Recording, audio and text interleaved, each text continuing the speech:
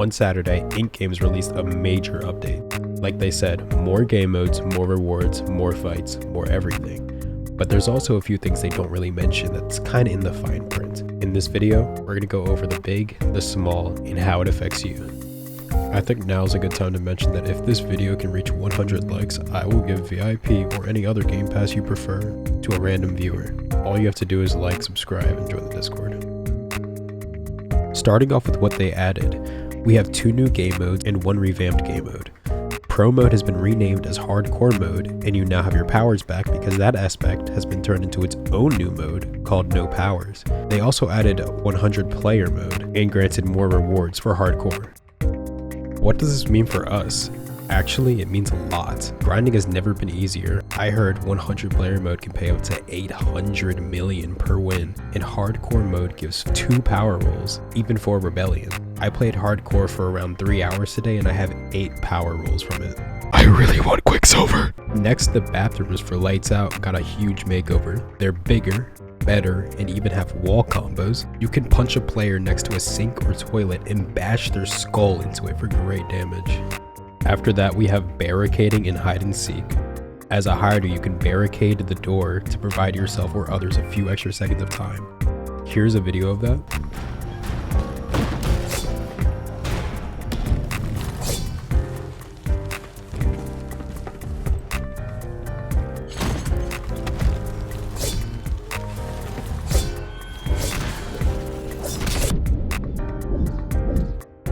You can carry people and jump rope now, so if you have a friend who's complete ass at the game, you can help them out.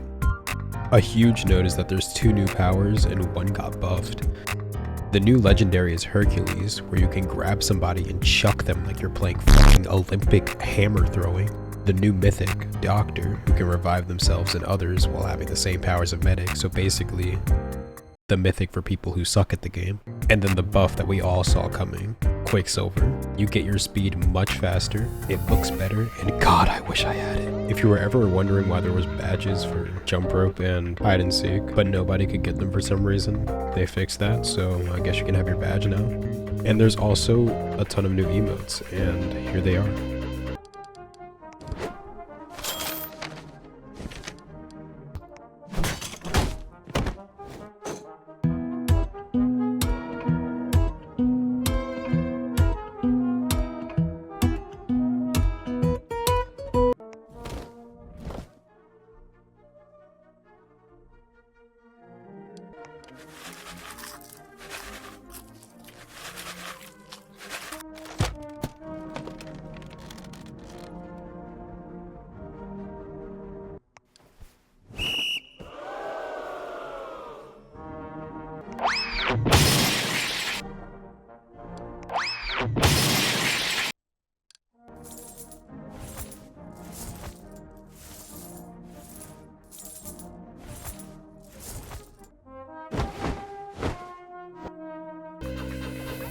And now onto the balance changes.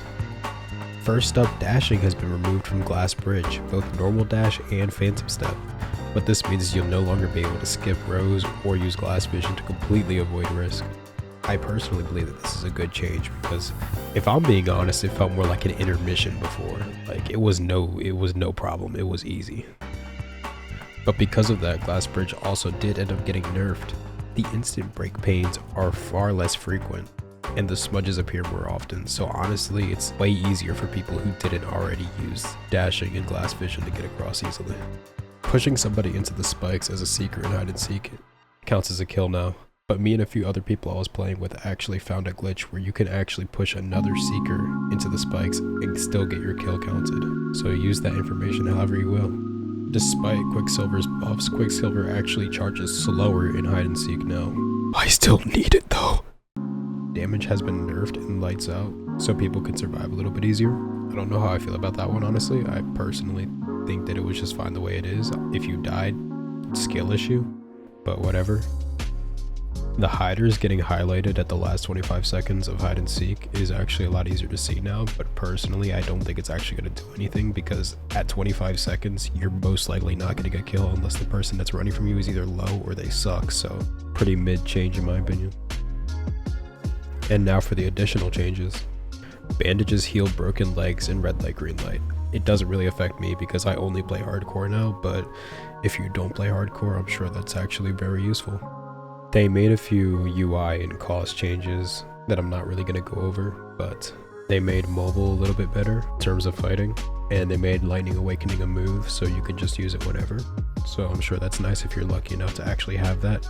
I want that too, but not as much as Quicksilver. They updated the anti-cheat, which is something that I'm very happy about because you couldn't go into a single game without some sort of cheater ruining the entire experience for everybody.